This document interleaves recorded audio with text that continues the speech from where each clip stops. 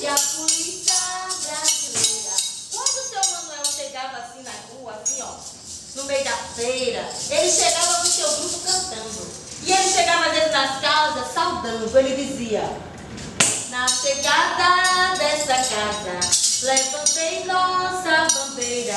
Há uma preocupação nossa muito grande de transformar esse ensino de uma forma mais encantadora. Mas como encantar separando a emoção da razão, a arte da ciência? E isso os livros didáticos, infelizmente, ainda fazem. Eles separam a arte, né? Por exemplo, na organização curricular, a arte naquele momento, a linguagem portuguesa naquele outro momento, a matemática no outro momento. Quando, por exemplo, você cantando uma música, na chegada dessa casa, tem a batida do corpo, dá para trabalhar a matemática, tem a batida da cabeça, da mão, tem o timbre da voz, tem a velocidade do corpo, tem todo o equilíbrio do que você faz, o alinhamento da coreografia. Tudo isso envolve o quê? Saberes matemáticos, envolve saberes linguísticos, direita, esquerda, os conceitos, os valores morais, e culturais que estão implícitos nisso aí. Quando diz assim, na chegada dessa casa, levantemos a bandeira, a questão do respeito, né? Do comprometimento com o outro, da relação eu-outro. Então, aí vem vários saberes. A forma do palavreado, né? Digo, o povo dessa casa é a polícia brasileira. Então, assim, o Câmara Cascudo trazer esse termo, a polícia, para um instante mais especial. O que é a polícia e não a polícia? E a criança perceber que existem várias formas de se falar, né? Várias formas de escrever de uma palavra. Cada palavra tem suas várias conceituações, que vai depender de cultura para cultura, que uma não é mais especial do que a outra, mas que elas se complementam, elas são especiais por várias formas. Agora, a nossa preocupação é sair dessa disciplinaridade para uma intertransdisciplinaridade.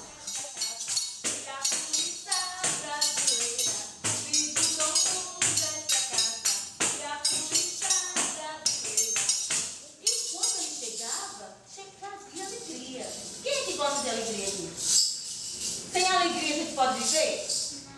Então, é muito importante, porque assim, a gente começa a tentar sentir o que foi importante para ela naquele momento. E a partir daí, é que vem o lado do professor, no caso, na leitura, na alfabetização.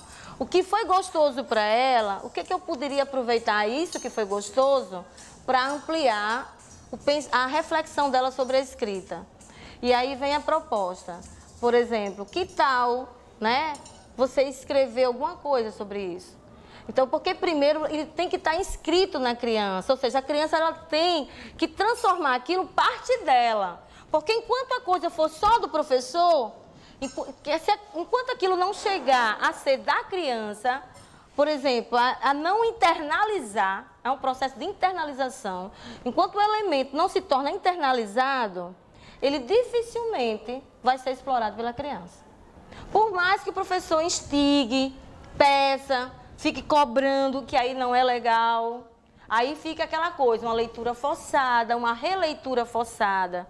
Primeiro, isso aí tem que estar corporalizado pela criança e de forma espontânea. Ele mandou chamar o pescador. Chamou o pescador sem entender nada, o que o rei queria com ele, já foi chegando no palácio cantando. Viva Deus e ninguém mais, quando Deus não quer, nada se faz. Viva Deus. E o rei, que negócio é esse de viva Deus, minha? Porque a própria criança é que ela diz, eu gostei disso. Ah, eu já gostei do boi. Já teve criança que disse assim, ai professora, eu gostei tanto da história do pescador, eu pedi para ela recontar, ela recontou, interessante, ela tentando me imitar. Porque foi muito bacana eu ver como eu também me rever na voz e no corpo dessa criança, ela tentando ver os meus trejeitos, meu jeito de falar, meu jeito de olhar. Isso é uma forma de corporalização. Então, assim, quando esse processo de linguagem, a linguagem oralizada, corporalizada, é internalizado, quando a criança vai para o plano da escrita, se torna mais... Não é uma questão de ser fácil, não. É complexo, mas se torna prazeroso. Porque é a partir desse movimento, né? É até dialético entre corpo e mente.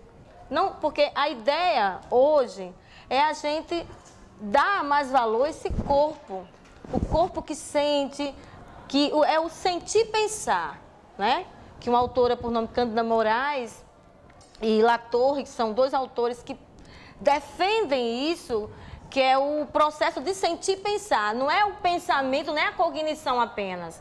São os processos emocionais que impulsionam os processos mentais, mas estão juntos.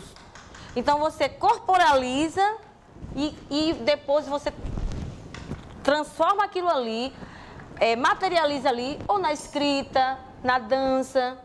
E assim se estabelece um processo de aprendizagem mais integral.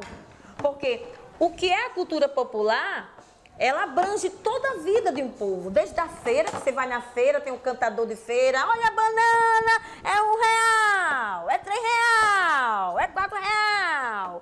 A forma de falar o real, é R$1, é R$1, é R$1. Essa forma de falar, de cantar, a Câmara Castro também pesquisou, né?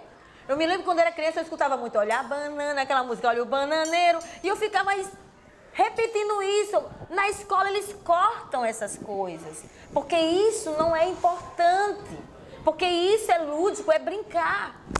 E aí é que está o maior erro, o maior equívoco, é que esse brincar, ele é esplendidamente necessário para o processo de aprendizagem, porque o que é gostoso, a gente tem vontade de comer. E quando a gente come, a gente se alimenta. E quando a gente se alimenta, a gente cresce, desenvolve. E aí a gente evolui. Essa ideia é uma aprendizagem que a gente possa comer, saborear, como uma coisa, como um doce. Por que a aprendizagem tem que ser amarga? Por que ela não pode ter vários sabores? Por que ela não pode ser especial?